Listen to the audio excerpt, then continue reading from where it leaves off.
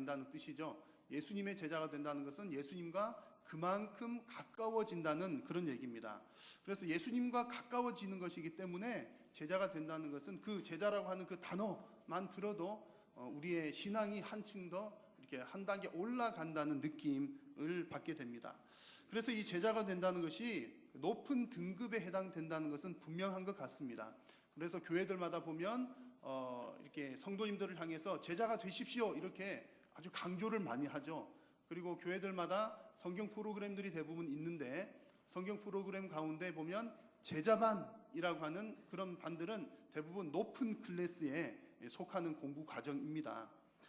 그래서 우리 성도님들도 워낙 이제 그런 얘기들을 많이 들으니까 내가 신앙생활 10년, 20년, 30년 했으니까 나도 정말 제자가 되어야 하는 것 아닌가? 라는 부담감들을 아마 또 많이들 가지고 계실 겁니다. 정말 교회 생활 오래 했으니까 제자가 되어야 할 것만 같다. 그런 부담감들 아마 다 있으실 것 같고요. 성도님들이 그런 부담감이 있으시다면 그러니까 나는 제자가 되어야 하는 것 아닌가? 그런 부담감이 있으시다면 저에게도 부담감이 있습니다. 어떤 부담감이냐면 여러분 제자가 되십시오라고 말씀드리는 것이 저에게는 큰 부담감입니다. 왜냐하면 여러분들 이미 알고 계시잖아요.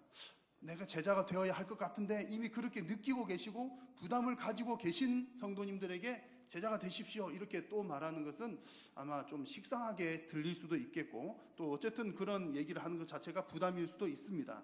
그럼에도 불구하고 예수님의 제자라고 하는 것은 너무나 중요한 주제입니다. 매우 중요한 주제이죠. 그래서 이제 저에게는 이런 부분이 큰 숙제인 겁니다. 너무나 사실은 뻔한 얘기지만 중요한 얘기잖아요. 뻔하지만 중요한 얘기를 다 알고 있지만 실천하지 못하는 성도님들에게 어떻게 잘 전달을 할까? 이것이 저에게는 큰 숙제입니다. 그래서 이번 다니엘 기도에도 이게 주제가 제자이니까 준비를 하면서 제자에 관해서 또 말씀도 보고 공부도 하고 또 기도도 하고 묵상도 하는데 쭉 준비를 하면서 문득 저에게 이런 질문이 떠올랐습니다. 과연 성도님들은 제자가 되기를 원하실까?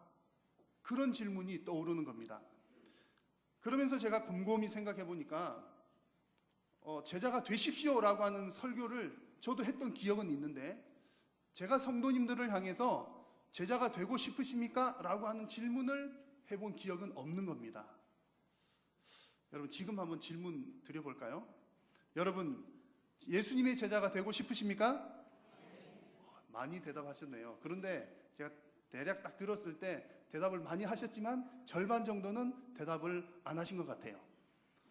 대답을 못 하시는 분들, 안 하신 분들은 아마 두 가지 이유 중에 하나일 것입니다. 첫 번째 이유는 제자가 무엇인지 너무나 잘 알기 때문에 그 힘들고 어려운 길 나보고 가라고요? 글쎄요. 이런 마음에서 선뜻 대답을 못 하셨을 수가 있겠고요. 또 어떤 분들은 제자가 어떻게 해야 되는 것이 제자인지 모르시는 분들도 내가 뭔지 알아야 대답을 하지요 라는 그런 마음에 선뜻 대답을 못 하신 분들도 아마 있을 것입니다. 그래서 오늘 말씀을 통해서 이 제자가 얼마나 힘든 것인지 알고 계시는 여러분들도 우리 주님 앞에서 제가 주님의 제자가 되겠습니다 라고 고백하는 시간 되셨으면 좋겠고요. 제자가 무엇인지 잘 모르시는 분들도 들어보면 무시무시하긴 합니다만 말씀을 듣고서 주님 제가 제자가 되겠습니다 라고 결단하는 오늘 이 시간 되시기를 바랍니다. 왜 아멘은 안 하십니까? 자, 그러면 오늘 읽은 말씀의 첫 구절을 한번 보시겠습니다. 첫 구절을 보시면 수많은 무리가 함께 가는데 예수님께서 그들을 향해서 돌이키셔서 말씀을 하십니다. 뭐라고 말씀을 하시는 것이죠? 그 말씀하시는 내용이 오늘 우리가 함께 나눌 내용인데요. 이제 25절의 뒷부분에 이제 돌이키사 이르시되라고 하는 이 말씀이 이제 풀어보면 이런 의미가 담겨 있는 겁니다. 예수님께서 무리를 향해서 말씀을 하시는데 그것이 무리를 향해서 너희들이 내 제자가 되고 싶으냐? 내 제자가 되고 싶다면 이렇게 하라. 이런 의미가 25절에 담겨 있는 겁니다.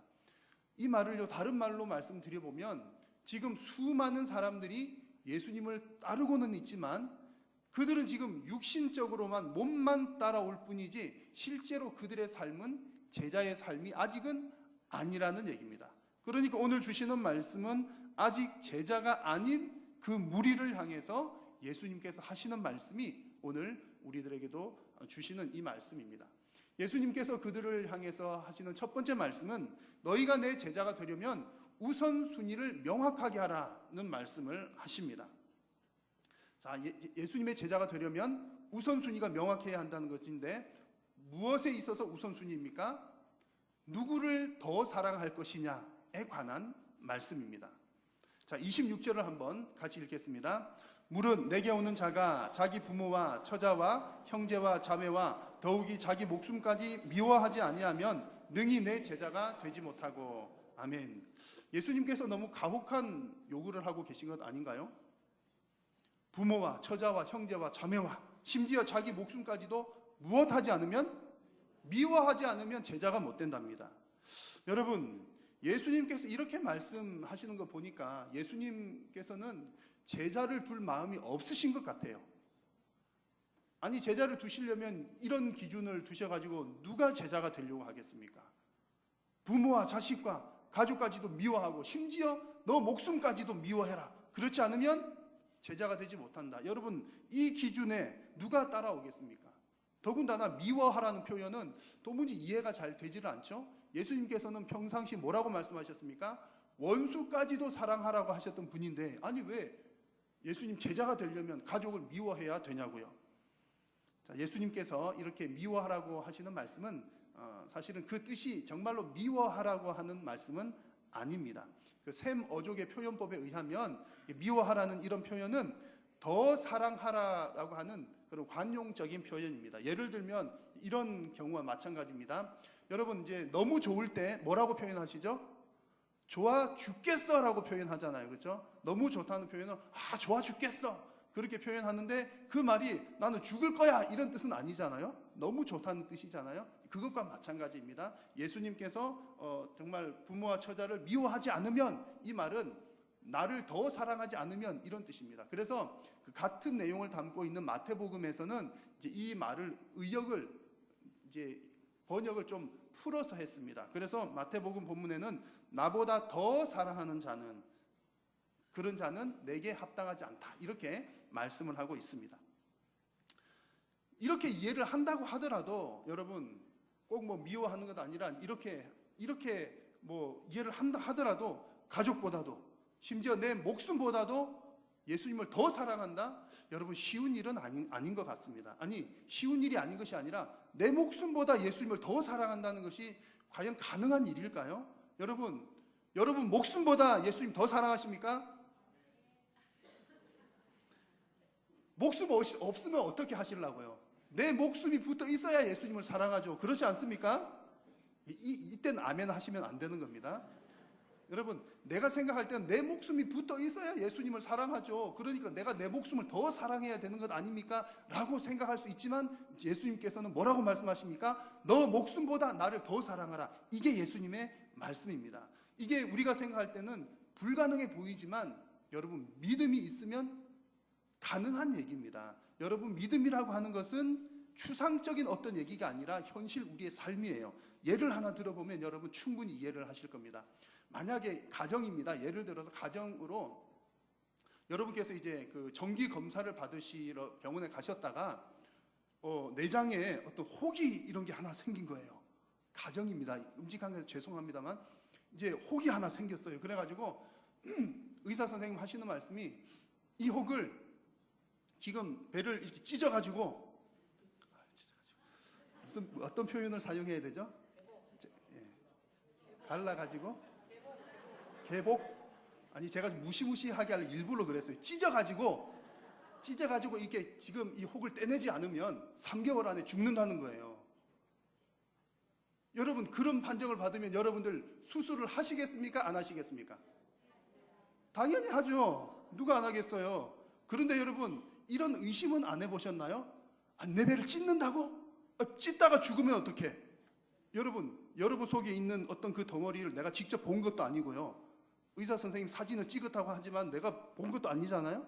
본 것도 아니고 내한테 뭐 느껴진 것도 아니고 아픈 것도 아닌데 찢어가지고 꺼낸대요. 찢다가 죽으면 어떡하려고? 여러분, 그런 의심은 해보신 적이 없나요? 없으시잖아요. 왜 의심을 안 하시죠? 믿으니까. 누구를 믿어요? 의사를 믿잖아요. 그래가지고 여러분이 이제 그렇게 이제 그런 일이 있었는데 제가 그 소식을 듣고서 신방을 가는 겁니다. 여러분, 권사님, 아이고 이렇게 배를 찢어야 된다면서요. 그래 제가 갔는데 제가 딱 이제 기도를 한번 하고 나서 권사님 안 찢어도 되겠습니다. 기도해 보니까 이건 낫는 병이에요. 왜냐하면 저도 그때 배가 아팠는데 있었는데 이게 밥 한번 먹고 나았거든요. 권사님 안 찢어도 됩니다. 믿으십시오. 그러면 여러분 의사 말을 믿으시겠습니까? 제 말을 믿으시겠습니까? 왜 그렇게 확실하게 의사 말을 믿는다고 그러십니까? 좀 저를 믿어주시죠. 저는 좀 섭섭할 수 있겠지만 당연히 누구 말을 믿어야 되죠? 의사 말을 믿어야죠. 왜 그렇습니까? 그 몸속에 있는 것을 잘 아는 사람이 의사잖아요. 나보다도 더 잘 알고, 병 걸린 나보다도 더 잘 알고, 목사인 저보다도 의사가 잘 아는 거죠. 의사 말을 들어야죠. 그래서 오 목사의 말보다 먼저 의사 말을 듣는 것이, 그것이 그 병에 있어서는 하나의 믿음입니다. 자, 여러분, 예수님께서 나를 더 사랑하라 이 말은 먼저 선택하라는 그런 뜻입니다. 예수님을 우선순위에 두라는 말이죠. 그것이 살 길이라는 얘기입니다. 여러분, 배를 찢는 것도 아픈 일이잖아요. 안 좋은 일이지만 뭘 먼저 선택을 하는 거죠? 그걸 선택을 해야 내 목숨이 살아남는 거잖아요. 여러분, 내 가족이 소중합니다. 예수님께서 가족을 소중히 여기지 말라는 말씀 아니죠. 가족 소중하고 내 생명도 소중하지만 그것보다 먼저 고려해야 될 것이 하나님 사랑, 예수님 사랑이라는 얘기입니다. 우선순위를 거기에 두어야 나도 살고 가족도 산다는 겁니다. 예수님께서 그것을 너무나 잘 아시니까 너가 너 자신을 먼저 사랑하면 네가 살 것 같지만, 너 목숨이 살아있을 것 같지만 그거 아니야. 너가 나를 먼저 사랑해야 너 목숨도 남아있는 거야. 너가 너 가족을 사랑하는 것이 더 중요한 것처럼 보이지만 아니야. 너가 나를 사랑해야 너 가족 사랑하는 일도 더 잘 돼. 왜 예수님께서 이런 말씀을 하실까요? 나보다 내 목숨에 대해서, 나보다 내 가족에 대해서 예수님께서 더 잘 아시기 때문입니다. 이것이 믿음이죠. 그래서 예수님께서, 우리 하나님께서 나를 더 잘 아셔. 그런 믿음이 있으면 우리는 내 목숨보다도 예수님을 더 사랑할 수 있는 줄로 믿습니다. 내 몸에 칼을 대도록 의사에게 칼을 맡기는 것, 여러분 그것도 믿음을 갖는 것인데, 여러분 그 의사보다 하나님을 더 믿지 않겠습니까? 내 인생 하나님 책임져 주실 수 있다. 그런 믿음이 여러분에게 있으시기를 축원합니다. 그래서 하나님을 가장 먼저 신뢰하시고 하나님을 가장 먼저 사랑하는 성도님들 다 되시기를 축복합니다. 특별히 우리가 여러분들 정말 예수님의 제자가 되기를 원하신다면 반드시 이 조건이 갖추어져야 한다고 예수님은 말씀하고 계십니다. 자, 두 번째로 예수님께서 무리들에게 말씀하시는 것은 너희들이 내 제자가 되기를 원한다면 비용 계산을 철저히 하라, 이런 말씀을 주십니다. 자, 어떤 비용 계산이냐 하면 27절 말씀을 한번 같이 읽겠습니다. 누구든지 자기 십자가를 지고 나를 따르지 않는 자도 능히 내 제자가 되지 못하리라. 아멘. 예수님의 제자가 되려면 자기 십자가를 지고 따르라고 하는데, 여기서 말씀하는 자기 십자가는 고난을 감수한다는 얘기입니다. 이 말씀도 들으면 예수님께서 제자를 두시려고 하시는 것인지 안 두시려고 하시는 건지를 모르겠습니다. 예수님이 제자가 되려고 하면 너가 고난 받을 것을 충분히 예상하고 따라와야 돼, 이런 말씀을 하시는 겁니다. 만약 예수님께서 그냥 정말 많은 사람들을 모으는 데만 관심이 있으셨다면 이런 말씀을 안 하셨을 겁니다. 그렇지 않겠습니까? 어떻게 해야 사람들이 많이 따라올까요? 나를 따르라! 그러면 절대로 병도 안 걸리고 사업도 잘 되고 모든 만사 형통이야, 이렇게 얘기하면 수많은 사람들이 따라올 겁니다. 그런데 예수님께서는 그렇게 말씀하지 않으시고, 너희들이 나를 따라오려거든, 내 제자가 되려거든 반드시 고난을 받을 거니까 그것 예상하고 따라와야 돼. 예수님은 이렇게 말씀하고 계십니다. 여러분, 제자의 삶은 절대로 편안하고 안락한 삶이 아닙니다. 십자가의 고난이 동반되는 삶이 바로 제자의 삶입니다. 그래서 28절부터 예수님께서 두 가지 비유를 말씀하시는데요, 이것과 연관이 되어 있는 비유입니다. 28절에는 망대를 세우는 이야기가 나옵니다. 망대를 세울 때 그 망대를 끝까지 세울 수 있도록 비용을 계산해야 한다, 그런 얘기입니다. 자, 이 28절 앞부분에 보면 헬라어로 가르라고 하는 말이 나와 있는데 왜냐하면이라고 하는 뜻이에요. 그래서 이 28절의 망대 이야기는 27절에 나왔던 십자가를 지고 따른다는 것과 연결되어 있는 본문이다, 그런 뜻입니다. 그래서 어떻게 연결되어 있냐면 이제 이런 내용입니다. 자, 망대를 세우기 위해서는 비용 계산을 잘 해야 끝까지 세울 수 있는 것처럼 예수님을 따르는 일도 대단한 결단을 하는 일인데, 영적인 면에서 매우 중요한 결단을 하는 일인데, 만약에 중간에 예수님을 따라가다가 고난 만나고 역경 만난다고 해서 중간에 가다가 예수님 힘들어서 더 못 가겠어요, 이래서는 안 된다는 얘기입니다. 그래서 예수님을 따라가려는 자는 마치 망대를 세울 때는 언제 돈이 얼마가 들고 어떤 재료가 필요하고 이런 것들을 계산을 해야 끝까지 다 세울 수 있는 것처럼, 내가 예수님을 따라가기를 원한다면 가는 과정에 반드시 고난이 있고 반드시 역경이 있다는 것을 예상하고 계산하고 따라가야 한다는 그런 말씀이십니다. 여러분, 예수님의 제자가 되기를 원하십니까? 이런 고난이 있어도 가기를 원하십니까? 가기를 원하신다면 마땅히 지불해야 할 이 고난, 역경, 비용을 미리 계산하는 여러분들 되시기를 축복합니다. 자, 세 번째로 예수님께서 이 무리를 향해서 하시는 말씀은 너희가 내 제자가 되려면 너희들의 소유권을 확실히 하라, 이런 말씀을 주셔요. 아마 예수님께서 요청하신 이 세 가지 내용 중에 현실적으로 이 부분이 아마 제일 힘든 부분일 겁니다. 예수님의 제자가 되려면 자신의 소유를 포기할 수 있어야 된다는 겁니다. 내 소유를 포기하라. 이것이 옵션이 아니라 필수 사항입니다. 33절을 같이 봅니다. 이와 같이 너희 중에 누구든지 자기의 소유를 버리지 아니하면 능히 내 제자가 되지 못하리라. 아멘. 예수님께서 너희 소유를 버리지 아니하면 내 제자가 되지 못한다고 했는데, 이 말씀을 이해를 잘 하셔야 됩니다.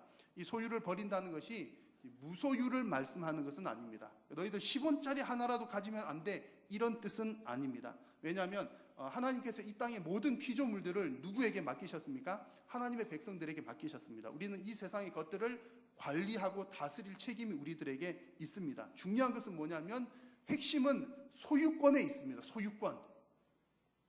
본래 이 모든 것들의 주인은 하나님이시라고 하는 그 소유권을 명확히 하라는 겁니다. 본래 주인이 하나님이시니까 오직 하나님의 뜻대로 사용할 수 있도록 그 소유권을 확실히 하라. 이것이 바로 오늘 우리에게 주시는 이 말씀의 핵심입니다. 그래서 오늘 말씀에 이 소유를 버린다라고 하는 표현을 영어 성경에 보니까 give up이라는 표현을 사용했습니다. 내 소유권을 포기한다는 말이죠.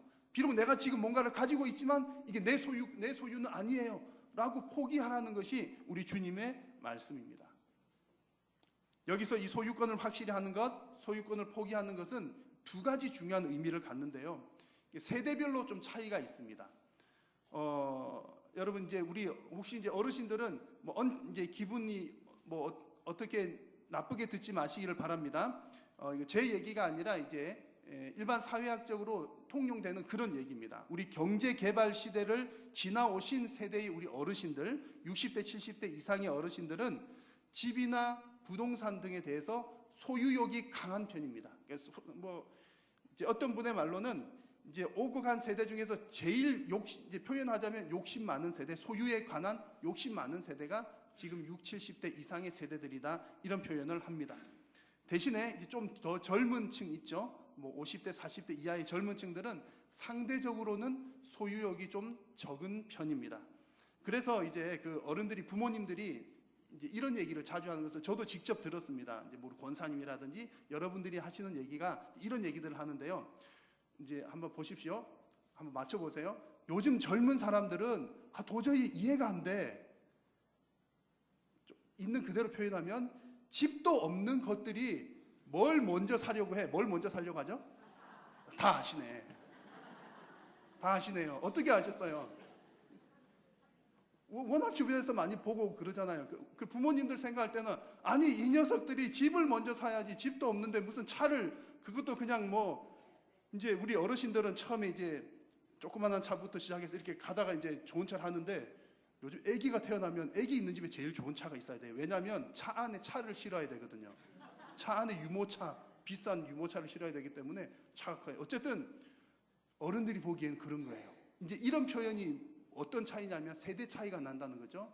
우리 어른들 세대는 뭔가 소유를, 집, 부동산 이런 거 소유를 해야 되는 게 우선인 거고, 젊은 세대들은 좀 다르다는 차이가 있다는 얘기입니다. 그래서 예수님께서 우리 모든 성도님들에게 말씀하시잖아요. 너희가 내 제자가 되려면 이 소유욕을 버려야 된다, 소유를 버려야 된다, 이렇게 말씀하시는데 세대마다 이게 다르게 적용이 되어야 한다는 겁니다. 왜냐하면 소유 욕구가 다 다르기 때문에. 그래서 오늘 이 말씀을 우리 이제 어르신들은 이렇게 받아들이시면 좋겠습니다. 예수님께서 말씀하시는 건 모든 소유를 버리라, 이 말씀을 너희들이 소유하고 있는 바를 의지하지 말아라, 의지하지 말라고 주님은 말씀을 하고 계신 겁니다.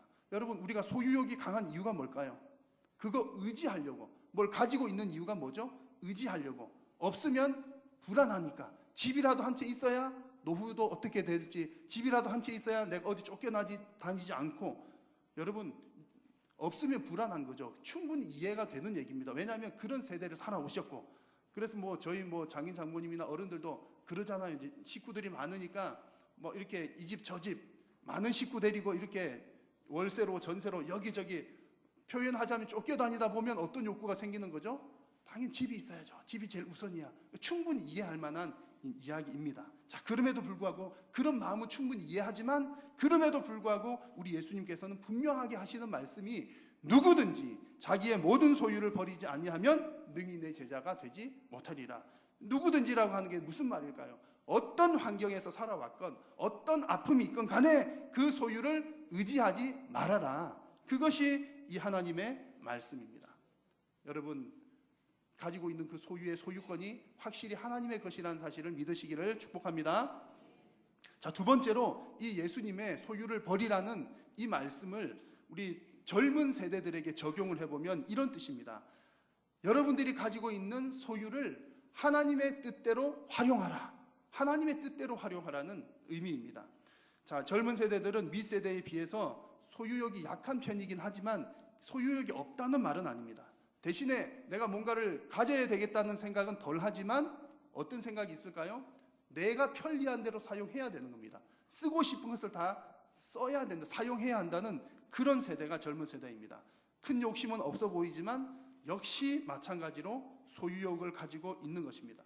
물론 하나님께서는 우리 믿는 자들에게 이 땅에 있는 모든 것들을 잘 활용할 수 있도록, 사용할 수 있도록 허락해 주셨습니다. 그러나 중요한 것은 반드시 하나님의 뜻대로 활용을 해야 한다는 것이 중요합니다.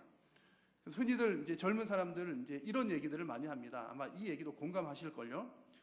100만 원을 벌다가 100만 원을 버니까는 이제 수입이 많은 편이 아니잖아요. 100만 원 버니까는 너무 이제 빡빡하게 사는 거예요. 그래가지고 그냥 100만 원 벌어서 아슬아슬하게 빡빡하게 사는데 이제 직장이 좋아져 가지고 200만 원을 벌어요. 그러면 100만 원은 어떻게 할까요?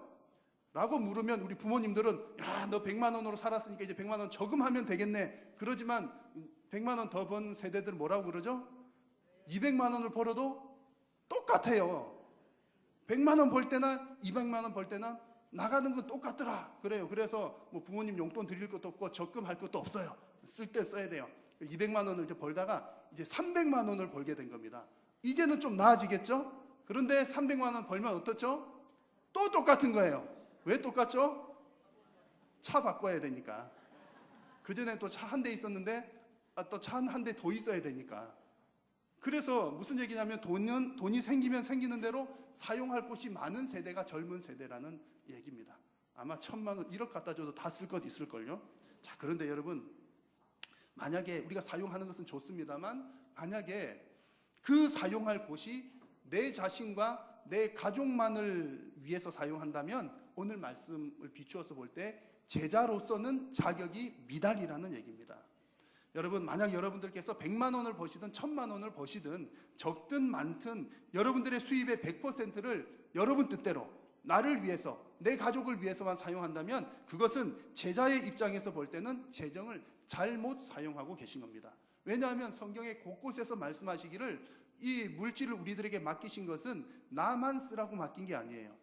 사회적인 약자들을 위해서, 또 그런 여러 가지 사역들을 위해서 하나님께서 우리에게 맡겨주신 것이지요. 그래서 여러분이 예수님의 제자가 되고 싶으시다면 여러분의 소유와 여러분의 수입을 여러분의 뜻이 아닌 하나님의 뜻대로 사용할 수가 있어야 합니다. 여러분을 나를 위해서는 전혀 사용하지 말아야 돼, 그런 말씀이 아니라 과연 내가 내 수입을 하나님의 뜻대로 잘 사용하고 있는지를 잘 살펴보고 겸손하게 그 소유를 하나님께로 그 소유권을 이전하는 그런 믿음이 있어야 한다는 얘기입니다. 이것이 바로 제자입니다. 여러분 제자가 되고 싶으십니까? 아까보다 많이 줄었네요. 제가 오늘 여러분께 설교 드리는 것은 제자가 되라고 지금 말씀드리는 게 아니고요, 제자가 되고 싶으시다면 잘 한번 생각해 보시라는 겁니다. 제자 되는 것이 결코 쉽지 않은 얘기라는 거죠. 오늘 예수님 얘기 들으면 여러분 전혀 호감이 안 가는 얘기잖아요. 여러분 이건 실화입니다. 실화. 예수님 제자 되려면 내 목숨보다 예수님 더 사랑해야 되고요, 예수님 제자가 되려면 고난 받을 것도 계산해야 되고요, 소유권도 이전을 시켜야 됩니다. 이것이 제자의 길이라고 예수님 말씀하고 계십니다. 오늘 말씀을 마무리하기 전에 제가 몇 가지 수치를 말씀을 드리고 말씀을 맺으려고 합니다. 신약 성경에서 그리스도인이라고 하는 표현이 많이 나올 것 같지만 3번밖에 나오지 않습니다. 그러나 신약 성경에서 제자라고 하는 말은 269번이나 나옵니다. 복음서에서 예수님께서는 믿으라 라고 하는 표현, 믿음이 중요하니까 믿으라 하는 표현을 많이 사용하셨을 것 같지만 불과 5번 정도밖에 나오지 않고 오히려 나를 따르라는 표현이 20번 정도가 20번 정도가 나옵니다. 자, 여러분 무슨 의미일까요? 우리가 믿는다라고 하는 것이 내가 믿으니까 믿습니다, 그게 다가 아니라는 겁니다. 여러분 진정으로 믿는 것은 예수님을 따르는 것인 줄로 믿습니다. 믿는다고 하면서 따르지 않는 것은 마치 소금이라고 하면서 짠맛이 없는 소금과 같다는 얘기입니다. 그래서 오늘 제자에 관한 얘기를 예수님 쭉 하시면서 마지막에 바로 이 말씀을 주시는 겁니다. 같이 한번 읽겠습니다. 소금이 좋은 것이나 소금도 만일 그 맛을 잃으면 무엇으로 짜게 하리요? 땅에도 거름에도 쓸데없어 내버리느니라. 들을 귀가 있는 자들은 들을지어다 하시니라. 아멘. 여러분 예수님을 따르지도 않으면서 예수님을 믿는다는 말은 잘못된 말입니다. 그래서 오늘 예수님께서는 예수님을 따른다는 것이 무엇인지를 우리에게 말씀해 주셨습니다. 하나님을 최우선으로 사랑하라. 고난당할 계산을 철저하게 하라. 그리고 소유권을 확실하게 포기하라. 기도하겠습니다. 살아계신 우리 하나님, 우리 한일교회 성도님들 모두가 오늘 하나님 말씀을 통해서 예수님의 제자가 되는 일이 얼마나 힘든 일인지를 알았습니다. 하지만 비록 그 길이 힘들고 쉬운 길이 아니라 할지라도 그 길을 가기로 결단할 수 있도록 성령님 도와주시옵소서. 예수님의 이름으로 기도드립니다. 아멘.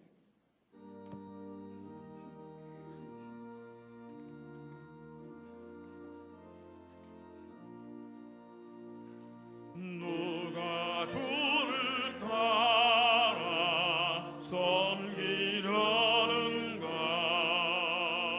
누가 죄를 떠나 주만 따를까? 누가 주를 섬겨 남을 구할까?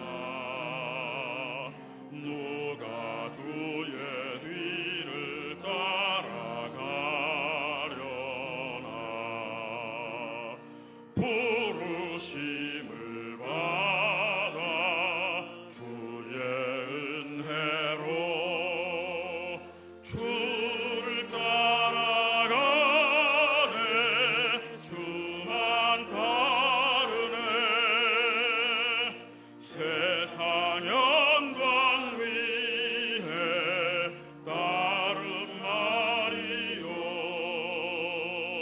그 신사라이네. 주만 따르고 주가 내려주신 은혜 힘입어 주의 뒤를 따라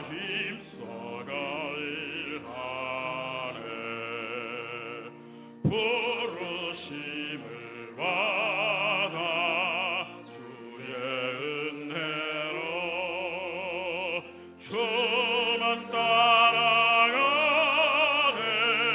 주만 따르네 환난 비방 안고 원수가 가나 주의 용사로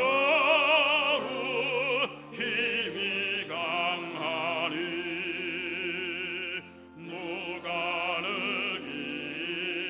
이겨 넘어뜨리랴 변함없는 진리 승리하리라 기쁜 찬송하며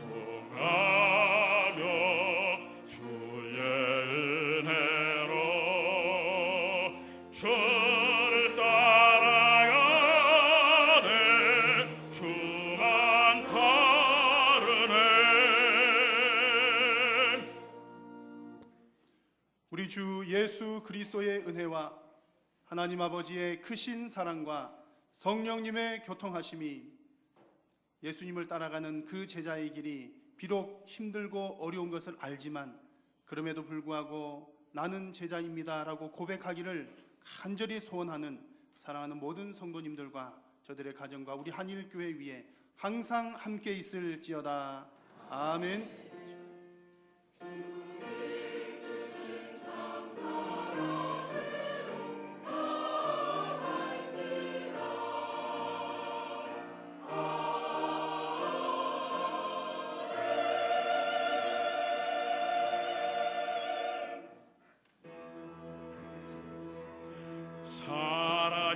살아계신 주 나의 참된 소망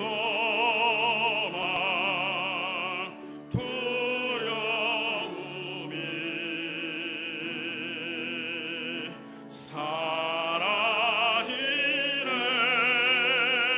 사라지네 사랑의 주 내가 길 인도하니 내 모든 삶의 기쁨 내 충만하네.